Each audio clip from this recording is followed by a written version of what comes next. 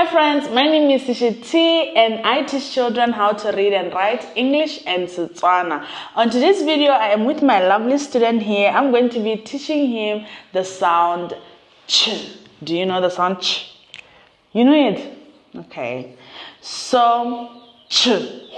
For us to come up with the sound ch, we use the letter k and when you put them together, they make one sound, which is ch. Now, ch is a digraph. A digraph is when you take two letters, put them together to come up with one sound. So let's practice words with the sound ch.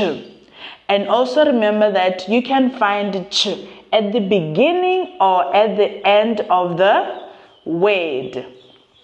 Are you ready? Let's go. Ch. Up, chop, ch, lunch. Let's try one word. Anch. Ach, munch. Is there an in this word? Let's try again.